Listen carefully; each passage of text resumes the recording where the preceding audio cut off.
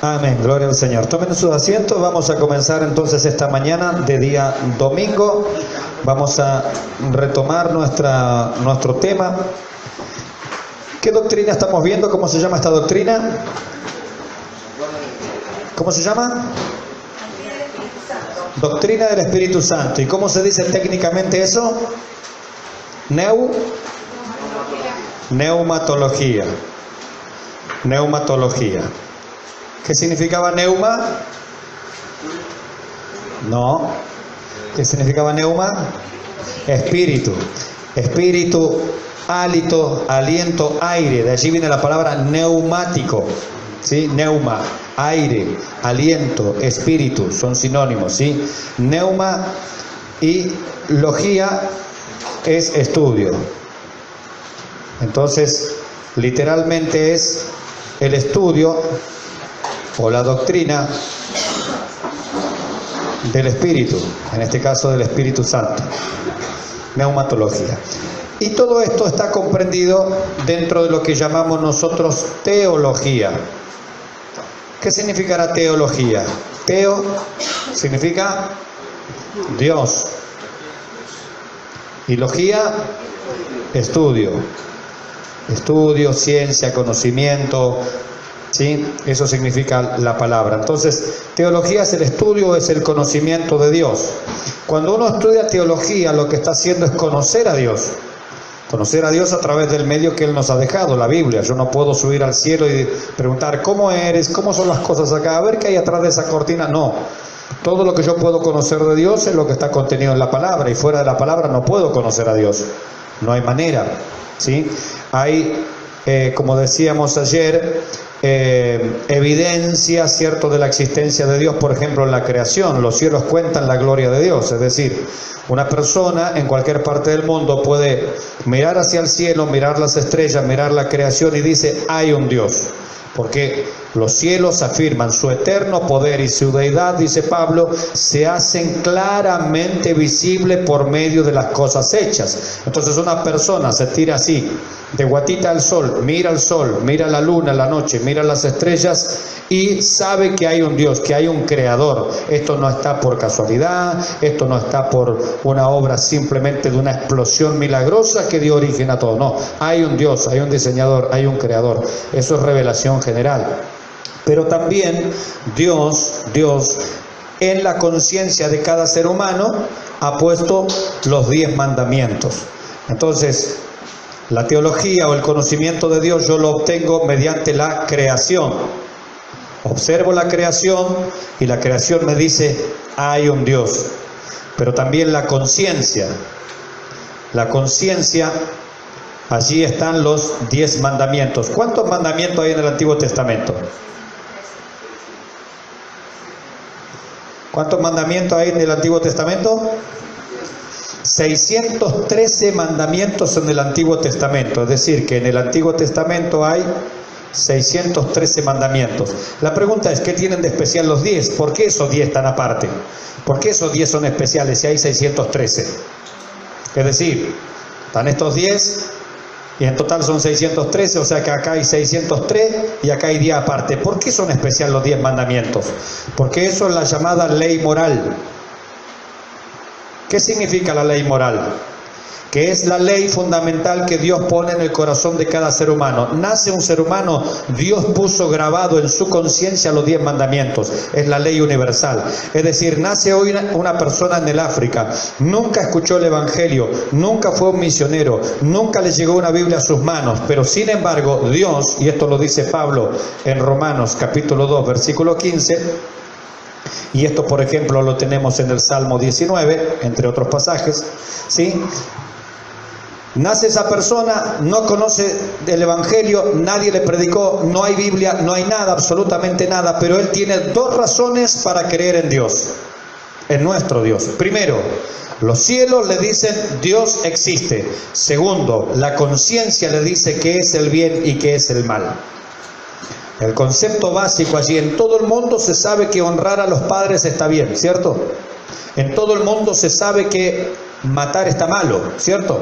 En todo el mundo se sabe que el vecino tiene sus propias cosas y yo no tengo que quitárselas a la fuerza, es decir, no tengo que robar, ¿verdad? Se sabe que en todo lado robar es malo. Ahora, ¿quién le enseñó al hombre que robar es malo? ¿Quién le enseñó al hombre que hay que honrar a su padre? ¿Quién le enseñó al hombre que hay un ser creador que existe? Dios mismo. ¿Por qué? Porque Él lo atestigua mediante la creación y Él lo atestigua mediante la ley moral. Nace una persona y en su conciencia Dios ya grabó los 10 mandamientos.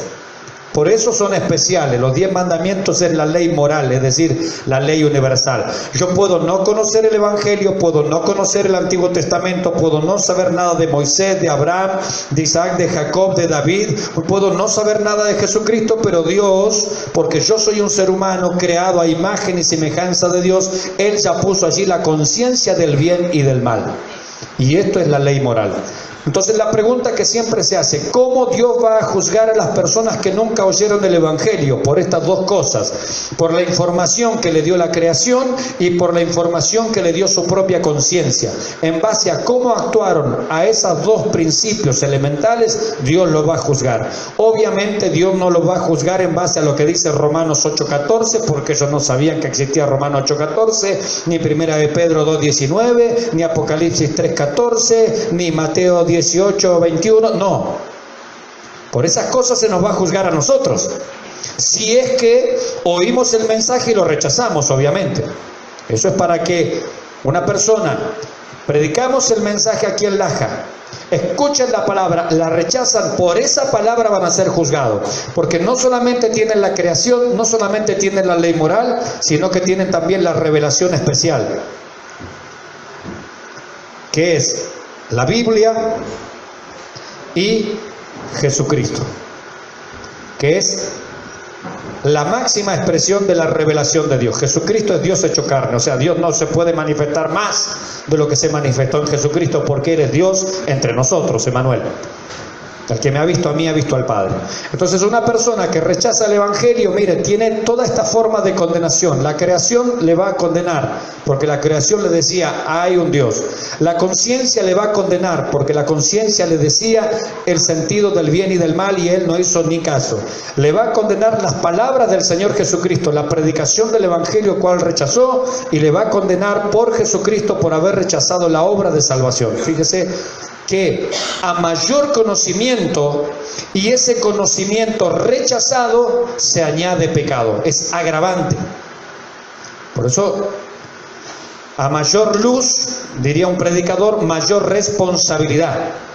Nosotros, a medida que vamos conociendo más y más y más de la palabra de Dios, más y más y más de las cosas de Dios, más y más teología, más y más conocemos a Dios, también somos más responsables. El Señor dijo, al que poco se le confiere o se le concede, poco se le demandará, pero al que mucho se le concede, se le otorga, se le confiere, más se le demandará. Y eso me lleva a que, así como en el cielo hay distintos niveles de recompensa, hay más recompensa para uno o para otro, depende de la obra que hicieron, en el infierno también hay niveles de castigo. ¿Por qué? Porque dijo el Señor, en el día del juicio será más tolerable el castigo para Sodoma y Gomorra que para los habitantes de Capernaum, que tuvieron al mismo Señor Jesucristo y lo rechazaron. ¿Se dan cuenta? A mayor luz, mayor responsabilidad. Conocemos hoy de las cosas del Señor, vivimos, las hacemos, las practicamos, mayor será la recompensa. Conocemos las cosas de Dios, tenemos más información y las rechazamos, peor será el castigo. ¿Se entendió esto? Por eso dice el Señor que en el día del juicio justamente será más tolerable el castigo para aquellos que rechazan esos, obviamente, eso no es para cualquier persona, es para aquel que rechaza el mensaje del Evangelio. Aquí hemos todos aceptado el mensaje del Evangelio, ¿verdad? Amén, gloria a Dios. Entonces nosotros estamos en esta parte de acá arriba. Esto es para los que rechazan. Entonces, en nuestra posición como creyentes, lo que se va a definir cuando lleguemos a la presencia del Señor es cuánta recompensa nos va a dar el Señor. En base a la obra que hicimos, no en su cantidad, sino en su calidad. Yo puedo haber hecho muchas obras para el Señor, pero las hice de mala gana, de orgullo, de soberbia, por competencia, por vanagloria. No sirve, eso no lleva recompensa. Eso es obra de gusto, es plata tirada, es dinero perdido. Pero cuando yo obro para el Señor, no importa la cantidad, sino la calidad, esa obra recibirá recompensa, recibirá alabanza del Señor. Pero bueno, nos estamos yendo a otro tema explicando esto. Entonces, teología es el estudio o conocimiento acerca de Dios. Cuando uno está estudiando teología, está conociendo a Dios. Ahora, es importante esto para pasar a nuestro estudio de hoy, para continuar. Es importante esto entender que cuando estudiamos teología, cuando promocionamos que un hermano vaya a un seminario, a un instituto bíblico o esté en una clase como esto, hermanos, no es para llenar la cabeza de conocimiento, es para que ese conocimiento baje al corazón y que la iglesia disfrute, que sea una bendición. Hay un problema que se ha planteado en muchos lugares, se los quiero decir. ¿Cuál es el problema? Que muchos estudiantes de teología que van a seminarios a veces, y está bien ir a seminarios, que van a escuelas bíblicas o a instituto bíblico, y está bien hacerlo, pero lamentablemente se llenan la cabeza de conocimiento y en la iglesia después no los vemos. No te colaboran, no ayudan al pastor, no son de bendición para la iglesia, llegan a la hora que se les da la gana, no son responsables, se hacen personas totalmente como elitistas, es decir, bueno, yo ya conozco más y yo estoy más allá del bien y del mal. Eso en realidad no es conocer a Dios. La persona que de verdad está conociendo a Dios, está estudiando teología, conocimiento de Dios, es una persona que va a ser el primero en estar, el más comprometido, el hermano que ora, que busca al Señor, que está a disposición del pastor, que es su mano derecha, el hermano que está dispuesto a ayudar a todos. Esa es una persona que realmente está entendiendo teología. Yo quiero ser claro en esto, yo animo a todos a estudiar, yo animo a todos a comprometerse con la palabra, pero una persona comprometida con la palabra también es una persona comprometida con la iglesia local. Esto de que yo voy a estudiar la palabra y después vengo a los cultos cuando se me da la gana, usted no está aprendiendo nada. Un predicador, y termino con esta introducción, un predicador dijo que si la teología te está calentando la cabeza, pero no el corazón, estás perdiendo tu tiempo. La teología no es para yo ahora sé más que los hermanos, yo ahora sé más que los diáconos, yo ahora sé más que fulano. No, la teología no es para eso. La teología realmente bien entendida me lleva a mí a ser humilde porque conozco a mi Dios, porque conozco lo que mi Señor hizo por mí y que conozco que soy parte del cuerpo de Cristo y que estoy acá para servir a los hermanos. No para que los hermanos me admiren a mí en un pedestal allí inmaculado de mármol, no. El verdadero estudiante de teología es aquel que está comprometido con la iglesia local. Viene a todos los cultos, hace el aseo de la iglesia, es el primero en llegar, el último en irse, la mano derecha del pastor, el hermano que ayuda y que colabora con todos. Si no, no está entendiendo nada. Está llenándose la cabeza de datos, pero no está llenando su alma de Cristo. Amén. Bien, vamos entonces en la continuación de todos nuestro estudio, ¿sí? ¿Hay alguna pregunta de lo que dijimos anoche? ¿Alguien le quedó alguna duda? Después del culto alguien me hizo una inquietud, está muy bueno. ¿Alguien le quedó una duda acerca? Porque obviamente no voy a dar dones del Espíritu Santo porque lo dimos anoche. Si alguien quiere todas esas cosas, la predicación de anoche fue grabada, así que se la puede enviar por WhatsApp. Mi hermana Jimena ya los tiene allí en su celular, se lo pide luego a mi hermana Jimena y ella amablemente les comparte allí. Están cortados porque en un WhatsApp no entra toda una predicación, ¿sí? Así es que son en 3 partes, ¿no? En 3 partes quedó. Bien, así es que el que quiera decir, no me acuerdo todo lo que dijo, bueno, le pide después a la hermana Jimena y ella se los reparte por WhatsApp, ¿bien? Así usted puede repasar todos los conceptos. Vamos a hablar entonces en esta mañana, de el sello del Espíritu. Iba a poner sellamiento, pero vamos a poner así, sello del Espíritu. Ese es el tema en esta mañana, el sello del Espíritu. Bien, la hojita que estoy siguiendo es la número 11. El sello del Espíritu, mis hermanos, vamos a buscar 2 Corintios 1:22, ahí está el texto, 2 Corintios 1:22, alguien que lo busque, por favor. 2 Corintios 1:22. Hay varios textos, lo vamos a ir viendo. Pero el sellamiento del Espíritu es una de esas obras, se llama obras iniciales. ¿Qué significa obras iniciales? Significa que las hemos recibido desde el momento de la conversión. Es decir, yo me convertí al Señor, yo vine a los pies de Cristo e inmediatamente, no después, no en algún momento más adelante, no. En el momento de la conversión yo fui sellado por el Espíritu. Y ahora vamos a ver qué significa eso de ser sellado, qué es el sello. Bien, es una obra inicial. Entonces, esto es decir, desde el momento de la conversión. Me convertí a Cristo, me arrepentí de mis pecados, el Señor me perdonó, Él entró en mi vida, soy una nueva criatura, soy un creyente, soy hijo de Dios, el Espíritu Santo en el mismo momento, en el mismo acto me sella. ¿Sí? Por eso es una obra inicial, significa desde el momento de la conversión. Bien, ¿quién tiene 2 de Corintios 1:22? Fuerte y claro. El cual también nos ha sellado y nos ha dado las arras del Espíritu en nuestros corazones. Bien, dice que Dios nos ha sellado, ahí habla del sello, poner un sello, una marca, ¿cierto?, de propiedad, y nos ha dado las arras, dice, es una palabra interesante que vamos a buscar ahora. ¿Alguien sabe qué son las arras? Garantía. Muy bien, ¿quién dijo garantía?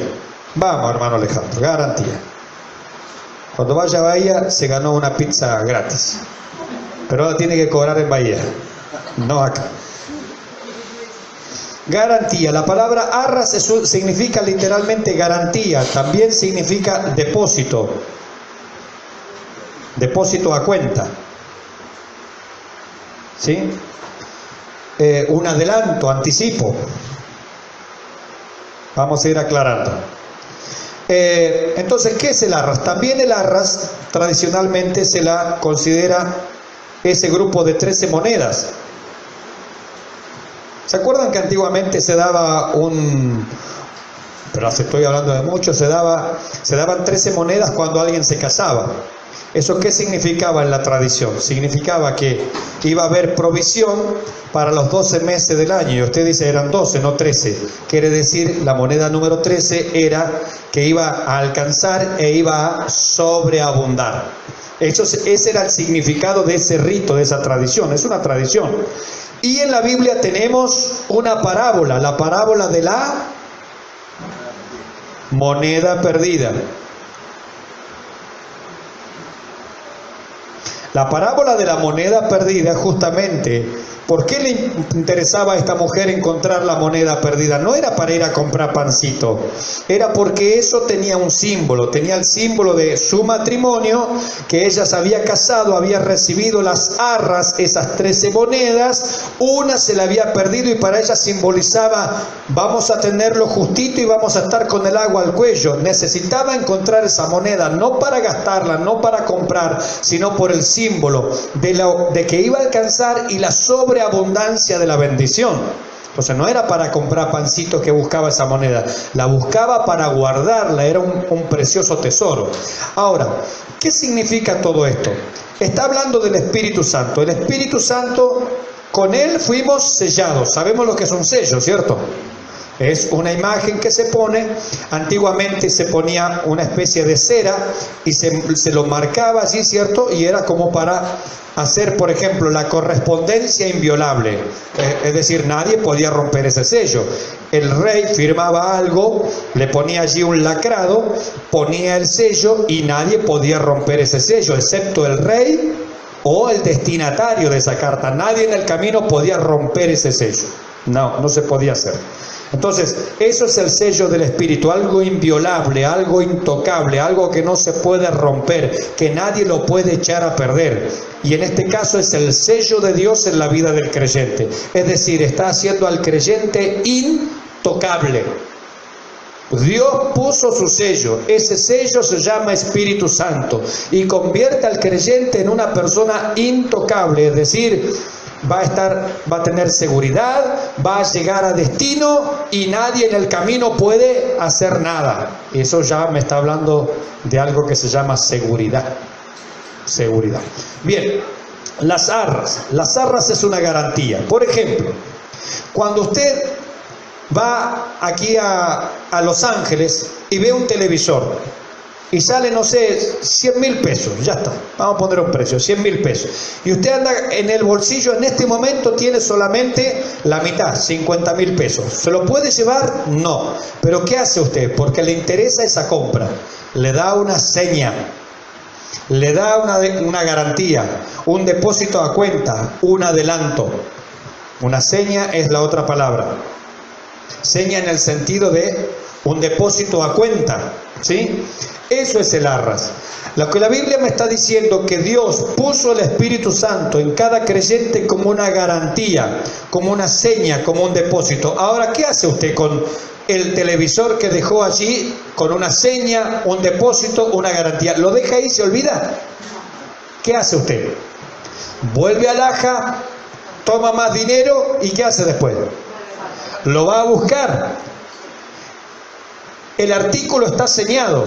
¿El dueño del comercio puede hacer con él lo que él quiere? No, porque ya no le pertenece. Tiene dueño, está señado, está bajo una garantía, bajo un depósito a cuenta, un adelanto, una seña. No se lo puede tocar, pertenece a otro. Lo que la Biblia me está diciendo es que el Señor nos dijo: les doy como seña, como garantía de que los voy a venir a buscar mi Espíritu Santo. Yo me voy. ¿A dónde se fue el Señor? Al cielo, al trono del Padre. Allí intercede por nosotros hasta que el Padre le diga: ve a buscar lo que señaste. Y viene el Señor y ¿qué hace? Toma lo que es suyo, simplemente. Entonces fíjese, el Espíritu Santo es un sello, es un arras, es una garantía. El Espíritu Santo está en nosotros. Eso significa, el Señor es el propietario de ti y te va a venir a buscar. Ha dado un anticipo y este anticipo, esta seña, está sellado. Nadie lo puede romper. No puede venir alguien y decir: no, bueno, a mí yo no estoy de acuerdo con esto. No, Señor, está labrado, está sellado, tiene una marca. Nadie lo puede romper. Le pertenece al Señor, tiene el sello de Dios. ¿Podrá alguien romper el sello de Dios? Pensemos en esto. A ver, vamos a el libro de Apocalipsis, hablando de sellos, simplemente para que veamos cómo la Biblia trata el tema del sello. Apocalipsis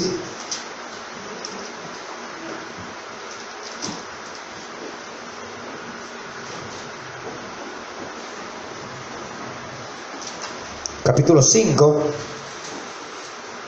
versículo 1. ¿Quién lo lee? 1, 2. Lo citamos anoche. Y versículo 3. 1, 2 y 3. ¿Quién lee Apocalipsis 5, 1, 2 y 3? Hablando del sello. Fuerte y claro, por favor. Y vi en la mano derecha del que estaba sentado en el trono un libro escrito por dentro y por fuera, y sellado con 7 sellos. Y vi a un ángel fuerte que pregonaba a gran voz: ¿quién es digno de abrir el libro y desatar sus sellos? Y ninguno, ni en el cielo, ni en la tierra, ni debajo de la tierra, podría abrir el sello, ni aún mirarlo. Amén. Escuchamos, ¿no? Es decir, cuando algo tiene el sello de Dios, nadie, ni en el cielo, escuchen, ni en la tierra, ni debajo de la tierra puede abrir, ni tocar siquiera, ni tocar, ni mirarlo como para decir: lo voy a intentar. No se puede, porque es el sello de Dios. Aquí está hablando del rollo que contiene todo lo que dice Apocalipsis, un libro. Un libro. Es decir, Dios selló un libro y no hay nadie, cuando Dios sella, en el cielo, en la tierra, debajo de la tierra, que sea capaz de romper ese sello. ¿Por qué? Porque le pertenece a Dios. Y solamente Jesucristo es el único que puede romper ese sello. Piensa en esto. Dios selló un libro y nadie lo puede tocar. La Biblia dice que Dios lo selló a usted con el Espíritu Santo. ¿Quién lo puede tocar? Pregunto yo, ¿podría alguien romper eso y hacer que yo pierda mi salvación? ¿Podría alguien romper eso? Alguno dice, yo mismo. ¿Usted cree? En el cielo, en la tierra, debajo de la tierra, un libro no se podía tocar, no se podía mirar, no se podía intentar siquiera. Para un libro, Él dice que ha sellado a los creyentes, a todos los creyentes, con el Espíritu Santo. ¿Se podrá tocar? ¿Se podrá romper? ¿Se podrá perder esa carta en el camino si es que es una carta? No se puede. El sello nos habla de la plena seguridad, mis hermanos, que tenemos en el Señor. Veamos esto. ¿Qué dice Pablo en Romanos capítulo 8? Romanos 8. Romanos capítulo 8.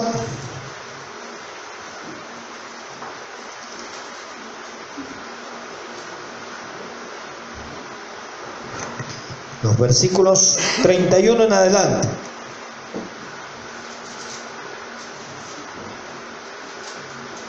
Bien, ¿quién lo lee? Fuerte y claro. 31 en adelante. ¿Qué pues diremos? ¿Qué pues diremos a esto? Si Dios es por nosotros, ¿quién contra nosotros?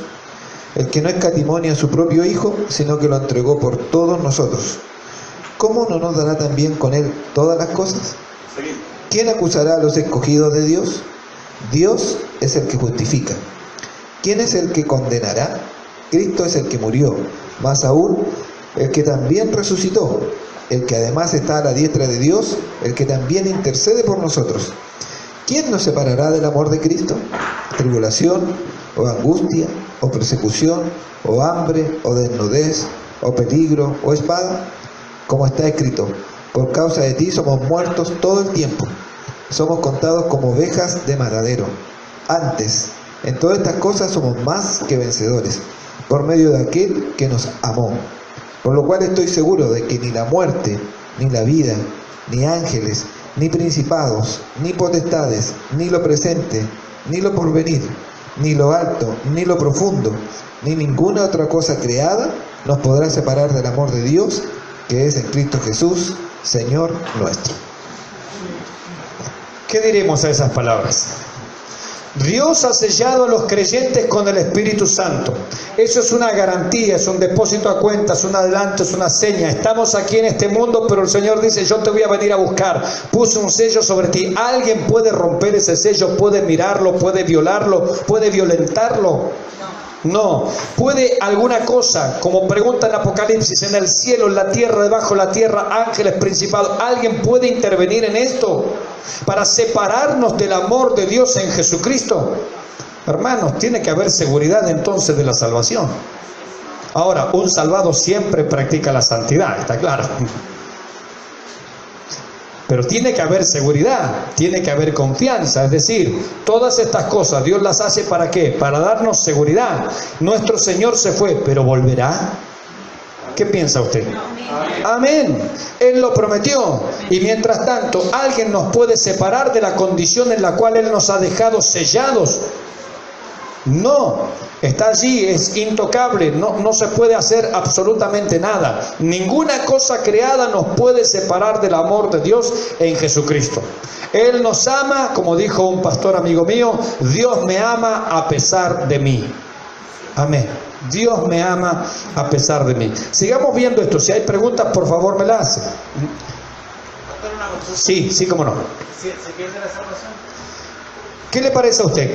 ¿Qué le responde el resto? Mi hermano hace una pregunta muy honesta y muy sincera. A la luz de lo que nosotros venimos viendo, ¿qué le parece a usted? El creyente fue sellado. Sello de Dios, no de la iglesia, no de la IEPI, no, el sello de Dios. La Biblia me dice en Apocalipsis que cuando Dios selló algo, no hay nadie en el cielo, en la tierra, debajo de la tierra que pueda tocar, ni romper, ni hacer nada con ese sello, solo Jesucristo, ¿sí o no? Bien, acá dice que Dios nos selló con el Espíritu Santo. Y Pablo dice, ni lo alto, ni lo bajo, lo mismo que Apocalipsis. Nada nos puede separar de ese estado. Si yo estoy sellado por Dios, ¿puedo perderme? ¿Puede alguien destruirme? No sé, contesten ustedes. ¿Qué les parece? ¿Qué les está diciendo la Biblia a ustedes? No yo. Pastor, pero en este caso, supongamos que estaba en la iglesia, pero se perdió el camino. Sí. perdió el camino. Se fue a Dios. Sí. Eso significa que él, en este caso, de acuerdo a la palabra, no pierde la salvación. ¿O sí? ¿Y qué pasó después? Se quedó ahí en el mundo. Nunca volvió. Nunca volvió. Y se murió en esa condición. Bueno, iba a la iglesia nada más, pero nunca se convirtió. Juan responde a eso diciendo, estaban con nosotros, pero se fueron de nosotros para que quede evidente que no todos son de nosotros. Es decir, una persona que está un tiempo y después se va y nunca más vuelve, nunca fue de nosotros. No lo podemos saber hasta que todo eso suceda, por eso no opinemos antes. El problema es opinar antes. Entonces yo digo, perdió la salvación, ¿la perdió o nunca la tuvo? Juan dice, nunca la tuvo. No yo, Juan. Sí, mi hermano. Por favor. En el libro romano dice, pues las ramas de Irán fueron desgajadas para que yo fuese injertado. Bien, por su incredulidad fueron desgajadas, pero tú por la fe estás en pie. No te ensoberbezcas, sino teme, porque si Dios no perdonó a las ramas naturales, a ti tampoco te perdonará. ¿A qué se refiere con eso? Bien, ese pasaje de Romanos está hablando de Israel, la nación de Israel, ¿cierto? Israel. Y dice que Israel, ¿por qué quedó afuera? O parte de Israel, no todo Israel, porque David era israelita y fue salvo, ¿sí o no? Abraham, Isaac, Jacob, o sea, ¿cuántos? Un montón. Es decir, no todo israelita, está hablando de un grupo de Israel, no todos, ¿cierto? Pero Israel como nación en gran parte permanecieron ¿en qué estado? Dice ahí. ¿Y qué es necesario para ser salvo?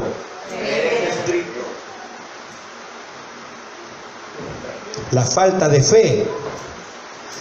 Eso se aplica a cualquier persona, es decir, si Dios me habla, voy a una iglesia, escucho el mensaje, pero yo permanezco en incredulidad, ¿qué me va a pasar? Dice allí. Yo tengo que creer.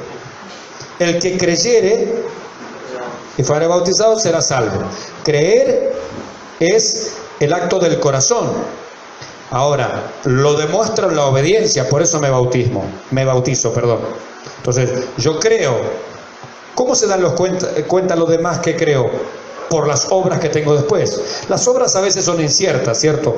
No son una garantía absoluta. Pero a ver, allí lo que está diciendo es que Israel, por estar en incredulidad, fue que Dios a muchos, no a todos, eso está claro, absolutamente claro, a muchos los dejó de lado. ¿Pero por qué los dejó de lado?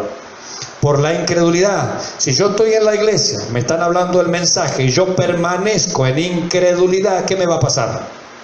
Por eso tengo que arrepentirme de corazón y venir a Cristo. Ahora, cuando eso sucede, Dios me sella, me da su Espíritu Santo como garantía de que soy de su propiedad. Ese sello es inviolable y el único que lo puede abrir es Jesucristo. Y Él dice, te voy a venir a buscar. ¿Y dónde te abro? En la presencia del Padre. Allí se abren los sellos. Y ahí estamos nosotros. Intocable. Claro. Acá Israel es la incredulidad, o parte de Israel. Ahora, los que creyeron, ¿qué pasó? Fueron salvos. Por eso digo, esto mismo se puede aplicar a cualquier persona. ¿Cuál es la condición para que yo sea salvo? A ver, la salvación es un regalo de Dios, es decir, es por gracia. ¿Alguien merece la salvación? No. Israel no merece la salvación. Los chilenos, los argentinos, nadie en el mundo merece la salvación. Es decir, Dios da la salvación por gracia. Es decir, ustedes no se la merecen, pero yo les manifiesto mi bondad y se las regalo. Es decir, las pongo a disposición. ¿Cómo recibo yo la gracia? ¿Cómo recibo yo la salvación? Por la fe. Ahora, si yo no creo a lo que Dios me quiere dar, no hay salvación. Y eso le pasa a Israel en ese pasaje. Pablo está describiendo por qué Israel fue en parte dejado de lado, porque fueron incrédulos. Es más, en 1 Corintios, el capítulo 10 nos habla, dice: hermanos, no creáis que todos estuvieron bajo la nube, ni que todos pasaron el mar rojo. De la mayoría de ellos, de los más, no se agradó Dios y quedaron postrados en el desierto. ¿Por qué? Porque no recibieron la palabra con fe, dice ahí justamente. Entonces siempre el Señor apela a que creamos. Esto es una cuestión de fe. Usted puede decir esta mañana: no, yo la verdad no lo creo. Se lo pierde, porque es una cuestión de fe. Porque si a la luz de la palabra vemos lo que significan las cosas, lo que es un sello, lo que dice la Biblia, y yo decido no creer, ¿de quién es la culpa? ¿Falló Dios? ¿Falló la salvación? ¿Falló la gracia? Después dejé de venir a la iglesia, que perdí la salvación. No, si nunca la tuve, si nunca fui un creyente, nunca le creí a Dios, nunca puse mi fe a los pies del Señor Jesucristo. Hermanos, la salvación tiene que ser segura, o no es salvación. Es decir, si Dios me da un salvavidas de plomo en el medio del Pacífico, no es salvación. Nos vamos a pique los dos.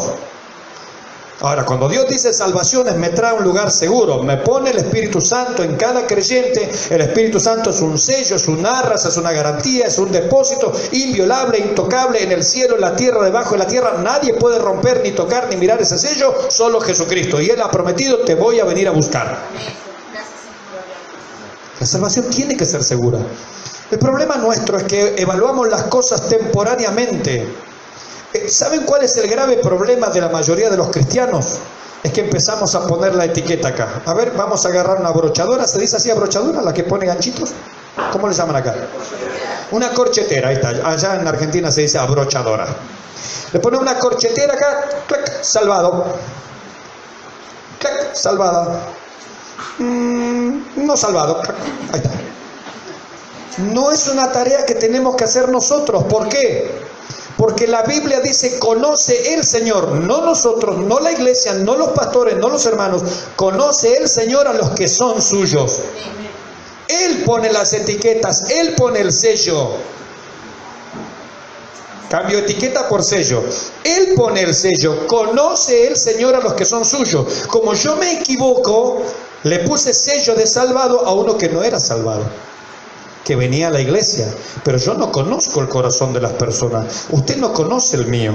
Usted supone que yo soy salvo. Yo supongo que usted es salvo, pero conoce el Señor a los que son suyos. Por eso siempre el cristiano se mira a sí mismo. El salmista decía: examíname, oh Dios, y ve si hay en mí maldad. Es decir, el corazón es engañoso y perverso más que todas las cosas. Entonces, Señor, examíname. Porque su mirada acerca de mí puede ser equivocada, y mi mirada acerca de usted puede ser equivocada, ¿sí o no? El trigo y la cizaña son idénticos, ¿sí o no? Idénticos. Crecen, maduran uno al lado de otro. Dijeron: Señor, hay cizaña en tu campo. ¿La arrancamos? No, no sea que ustedes, porque no distinguen, no ven bien, no se dan cuenta, no miran el corazón, al querer arrancar la cizaña también andan arrancando trigo. ¿Quién es el encargado de la etiquetación, del sello? Y dice: esa separación de trigo y cizaña que crecen juntos es una tarea de los ángeles al fin del siglo. Es decir, al final de todo allá se sabrá efectivamente quién era trigo, quién era cizaña. Ahora, ¿puedo saber yo si soy trigo? Examine su corazón, analice su corazón. ¿Usted de verdad está sirviendo a Dios? ¿Es honesto delante de Dios en su vida privada, en su intimidad con Dios? ¿Se ha convertido?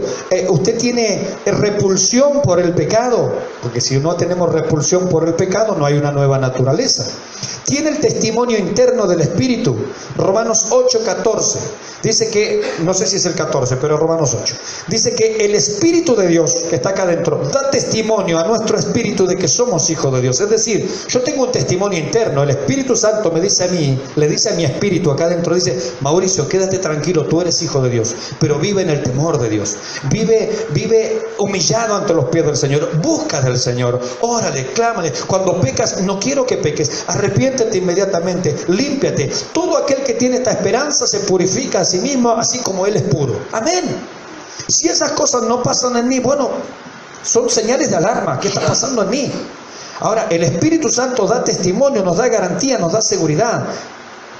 ¿Tiene usted la seguridad de que el Espíritu de Dios vive en usted? No piense en el don de lengua, no piense en los dones. Acá no estamos hablando de dones. ¿Tiene usted seguridad en su corazón de que el Señor Jesucristo vive en usted, sí o no? Eso es lo que hay que estar seguro. Usted no es perfecto, yo tampoco soy perfecto, pero vamos camino a la perfección. Cuando suene la trompeta, yo seré transformado en gloria y seré perfecto. No espere perfección. Yo quisiera dársela, pero no espere perfección de mí y yo no espero perfección de usted antes de ese momento. Algunos dicen erróneamente, escuche bien, el Señor viene a buscar una iglesia sin mancha y sin arruga. Eso es falso. ¿Cómo? Eso es falso. ¿Por qué? Porque cuando la iglesia asciende, la iglesia es transformada, el cuerpo es transformado en un cuerpo incorruptible de gloria. La carne y la sangre no heredan el reino de Dios. Mientras usted esté en carne y sangre, usted nunca va a estar apto para el reino de Dios.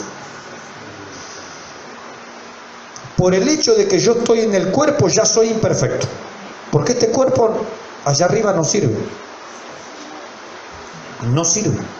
Cuando venga el Señor, transforma el cuerpo de los vivos, ¿sí o no? Y les da un cuerpo de gloria. Ahí puedo ascender. Y ahí en el cielo, el Señor va a recompensar a cada uno según sea su obra. Ahí viene recompensa nada más. Y al final de todo ese proceso, cuando llegamos a Apocalipsis 19, cuando ya pasó la gran tribulación aquí abajo, la iglesia fue llevada antes, cuando termina la gran tribulación, llega el capítulo 19, entonces vi los cielos abiertos y aquí un caballo, batalla Armagedón, el Señor gana la batalla y se escucha pregonar. Y a su esposa se le ha concedido, la iglesia, se le ha concedido, no se lo ganó. Leamos bien. Dios nos ha concedido. Y a su esposa se le ha concedido que se vista de lino fino, limpio y resplandeciente, porque el lino fino es las obras o acciones justas de los santos. La iglesia va a ser perfecta, sin mancha y sin arruga ni cosa semejante cuando esté en el cielo, el Señor la haya transformado y la haya vestido plenamente de gala. Mientras estemos aquí somos imperfectos. El Señor no viene a buscar una iglesia perfecta. El Señor viene a buscar una iglesia común y corriente con sus imperfecciones, con sus matices, con sus virtudes y defectos, pero una iglesia que realmente le pertenece al Señor. Y Él la termina de transformar. La obra de perfección, glorificación y estado inmaculado es solamente posible en el cielo, no aquí abajo. De eso estuvimos predicando en Angol Trizano, todo el panorama de los últimos tiempos, cómo es el arrebatamiento, el tribunal de Cristo, las bodas del Cordero y cómo la iglesia, allí al final vemos una iglesia gloriosa y maravillosa. Si quiere, esos audios también están disponibles, los hemos grabado, usted después los puede pedir, está todo grabado eso. ¿Alguna pregunta? No sé si respondí, discúlpeme que me alargué. No, es que son dudas que están y hay que preguntarlas porque si no mañana usted se va y no va a estar. Amén. Amén. Ahora, yo respeto a aquellos que dicen, no, pastor, para mí la salvación se pierde. Amén, yo lo respeto. ¿Sabe qué? Yo me crié en una iglesia donde durante 15 años se me enseñó que la salvación se perdía. Y yo enseñaba que la salvación se perdía. Conozco todos los textos, yo enseñé esa doctrina. Yo fui de la iglesia de Dios 15 años y fui de la asamblea de Dios un año más. Es decir, tengo 16 años de mi vida cristiana que enseñé que la salvación se perdía, los textos, la doctrina, el pensamiento, pero eso a mí no me trajo ninguna seguridad. A mí el estudio de la palabra me trajo la seguridad de que la salvación justamente es eso, es segura. El estudio de la palabra. O sea que los textos que me quieran citar, sí, yo los enseñaba y hoy creo lo contrario. Eso fue lo que la institución me dio, pero la palabra me dijo otra cosa. El estudio de la Biblia me enseñó otra cosa, me habló de seguridad. Yo digo, permítanme este ejemplo y seguimos ahora con el estudio. Nosotros salimos a predicar el Evangelio, ¿cierto? ¿Y qué le decimos a la gente? Que en Jesucristo, ¿qué hay?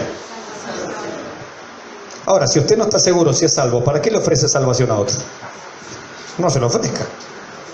Usted anda ofreciendo un remedio que usted no sabe si funciona. Usted es un médico brujo, o sea, un médico de pacotilla, perdóneme.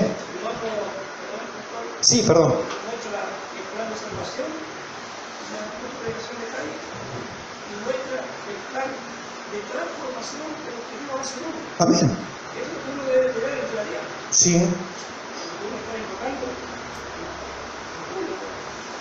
Amén. Por eso digo, uno muestra el plan de salvación y ese plan de salvación obviamente que transforma a la persona, no la dejan al pecado, está claro. Si la persona persiste en el pecado no es salvo. Claro.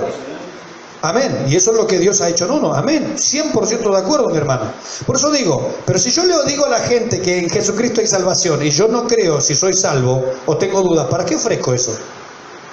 Yo tengo una persona, me encuentro una persona en la calle que está así en un punto en que tiene un ataque cardíaco, se está muriendo en el momento. Yo paso por ahí, la veo que está tirada, le digo, mire, mire, un ataque cardíaco, acá tengo una pastilla en mi bolsillo, tómesela. Y el hombre me dice, ¿usted es médico? No. ¿Y esta pastilla me va a curar el problema del corazón? No sé, pero tómela por las dudas. O sea, traigan a otro que me salve, me estoy muriendo. No sabe este. Si nosotros no estamos seguros de que la salvación en Jesucristo justamente trae seguridad, ¿para qué la ofrecemos? Si a mí me van a ofrecer un evangelio del cual ustedes no están seguros de que trae salvación, no me lo ofrezcan. Ofrézcanme algo seguro. Yo estoy en un peligro inminente de muerte, de irme a la condenación. Por favor, ofrézcanme algo seguro. Si una persona no tiene seguridad de su propia salvación, yo quiero hablar con otro. Yo quiero hablar con alguien que sepa, ¿sí o no? Esto de vida o muerte, esto no es chiste. Me estoy ahogando en el medio del mar y se tira alguien ahí. ¿Usted sabe nada? No, no tengo ni idea. Pero algo vamos a hacer entre los dos. No. Traigan a alguien que sepa nadar, por lo menos que me salve. Y terminamos los evangélicos ofreciendo un remedio que nosotros no sabemos si funciona.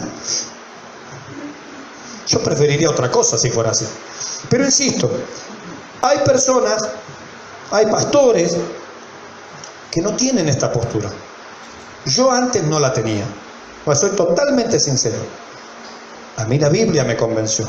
No una institución, no un teólogo. La Biblia. Ahora, si alguien dice, para mí se pierde, amén, hermanos, seguimos siendo hermanos y todo bien. No hay ningún problema. Porque esto es cuestión de convicciones a la luz de la palabra. A mí me costó mucho, después de haber enseñado 16 años que la salvación se perdía, me costó mucho aceptar la evidencia bíblica. Entonces, también comprendo que a otros les cuesta. Y entender cómo es esto. ¿Sí? Lo entiendo, porque yo estuve en el mismo proceso. Tuve las mismas inquietudes. ¿Sí? ¿Alguna pregunta? ¿Seguimos? Amén, mi hermano. Sí. Otra vez es muy difícil. Primero, no estoy en el corazón de Saúl. Él fue desechado como rey. ¿Significa eso que fue desechado en su salvación? El texto no lo dice.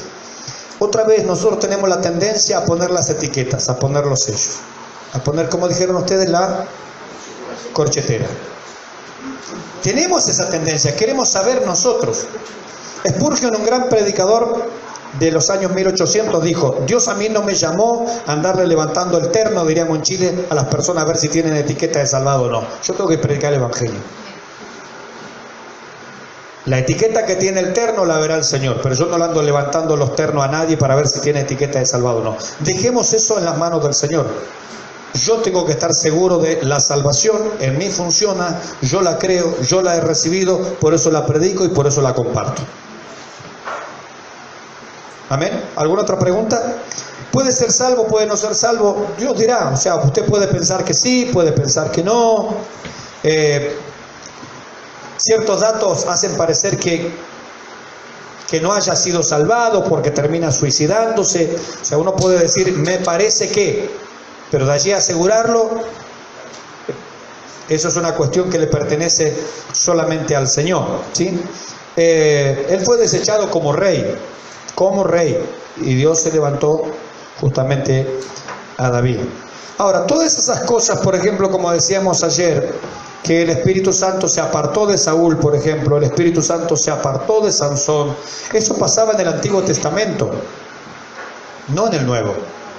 No hay ningún pasaje en el Nuevo Testamento que me diga que el Espíritu Santo se aparta de los creyentes. Sí en el Antiguo Testamento. ¿Por qué? Ya lo explicamos, lo vuelvo a reiterar. En el Antiguo Testamento,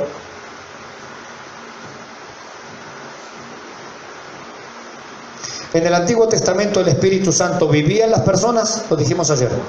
No. Se manifestaba, los tocaba, los utilizaba. Nunca vivió en ninguna persona. Promesa del Señor Jesucristo. ¿Qué iba a hacer el Espíritu Santo? Estará en. Entonces, la morada del Espíritu, el sellamiento del Espíritu, son cosas que acá no sucedieron.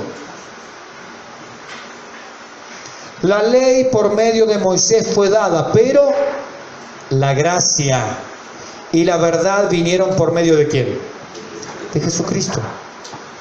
Es distinto lo que experimentaron las personas del Antiguo Testamento a lo que experimentan las personas del Nuevo Testamento. Jesucristo mismo lo dijo con estas palabras: bienaventurados vosotros, porque oís cosas que muchos quisieron oír y no oyeron, ver cosas que muchos quisieron ver y no vieron.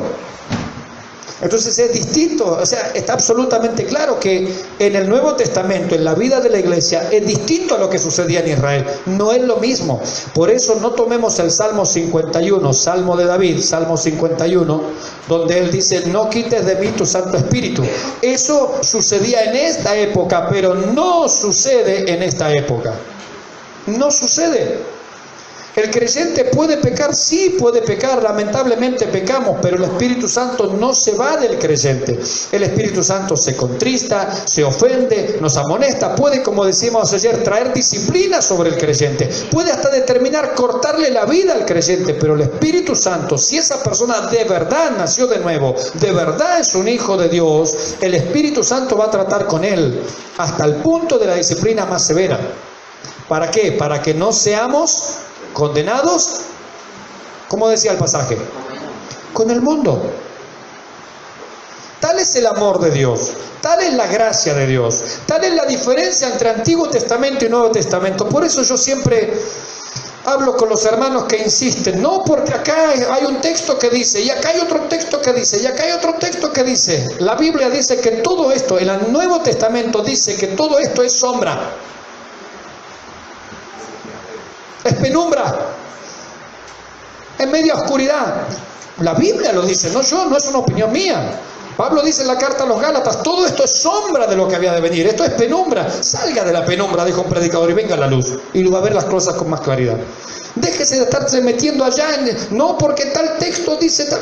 Lo dijo para Israel en aquel tiempo, en aquel momento, y el Espíritu Santo trabajaba de otra manera, y Dios trabajaba de otra manera con la nación de Israel.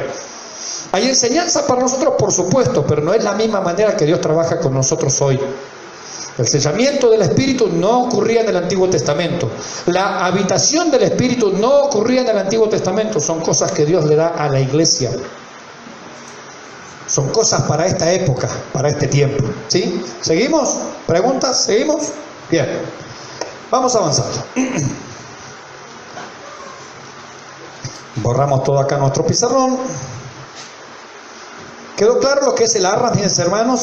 Sí. Es denme sinónimos de arras. Garantía, ¿qué más? Depósito, adelanto, una seña, un anticipo. Eso significa que arras, las 13 monedas, como se acostumbraba antes, ¿no? Era la provisión para todo el año y una de chapa. Uno para que sobreabunde. Por eso se hacía las 13 monedas. Bien, de allí viene el tema de la parábola. Bien, ¿cuándo son sellados? Sería la pregunta. Primera de Corintios 1, 22. Segunda de Corintios, el mismo que leímos hoy. Segunda de Corintios 1, 21 y 22. ¿Cuándo? Sería la pregunta. Porque puedo yo ser sellado, ¿en qué momento?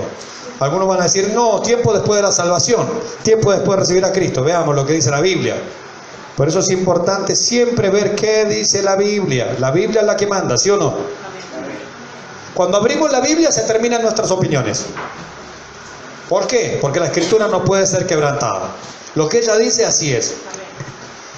Primera de Corintios 1, 21 y 22. ¿Qué dice? ¿Quién me lo lee, por favor? Y después alguien me busca Efesios 1, 13 y 14.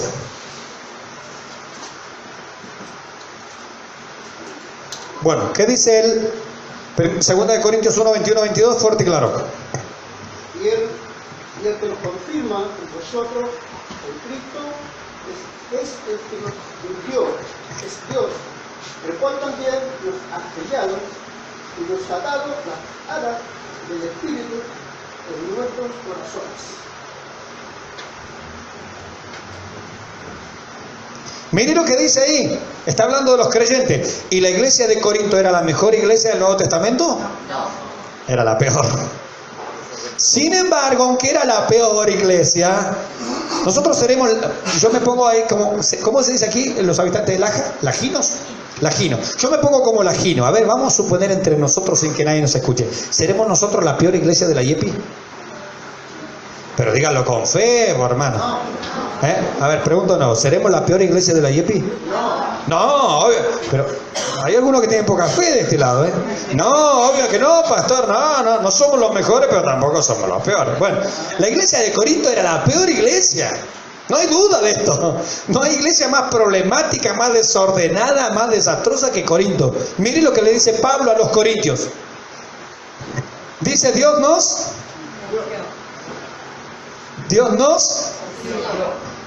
y Dios nos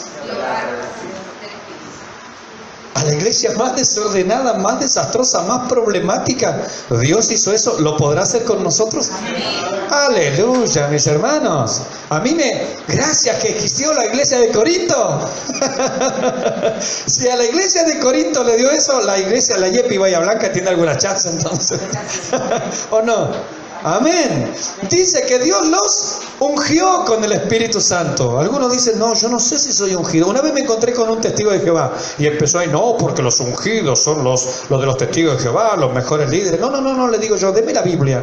La Biblia dice que yo soy ungido. Le busqué estos pasajes, le busqué 1 de Juan, capítulo 2, versículos 20 y 27. Le digo, ve ahí, tenemos la unción, esa unción permanece. Le digo, usted está hablando con un ungido. Me presento, Mauricio.